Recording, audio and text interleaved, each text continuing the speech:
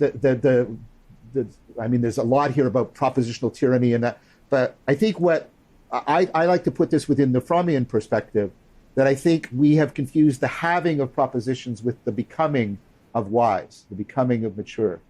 So Fromm famously, he's an existential psychologist, he divided human motivations up into two broad camps. There's the having needs.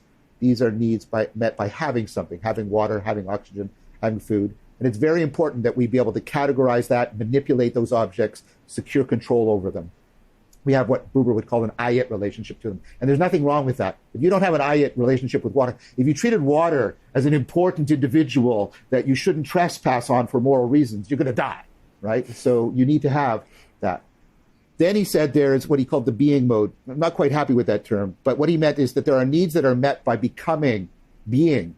Like, I have a need to become mature. So these are developmental needs. And these are needs that are not met by categorically manipulating things. These are needs that are met by the project, the Viktor Frankl type project of meaning making. Because what I'm doing with becoming mature is I'm trying to construct an identity that is responsible to the meanings in the world.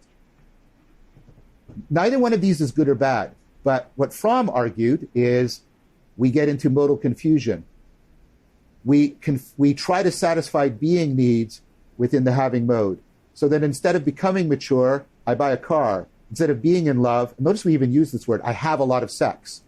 And the point is, we're not satisfying the developmental needs because, again, my point, we're not going through any significant transformation. We're just acquiring stuff, and we do this epistemically. We acquire propositions as opposed to going through fundamental transformations. So we're locked in modal confusion. And so we spin this faster and faster because it doesn't meet the needs. And what we're told by our culture is because you need more, and you need it more frequently and more often. And so we spin faster and faster and faster as our being needs atrophy, and we fall into addictions around our having needs. And I think that's not just, in the marketplace of mercantile products. I think it's in the epistemic marketplace. We are doing the same thing. We are confusing the having of propositions with the transformation that's required to become wise and virtuous. Okay, you said many interesting points. This has been fantastic.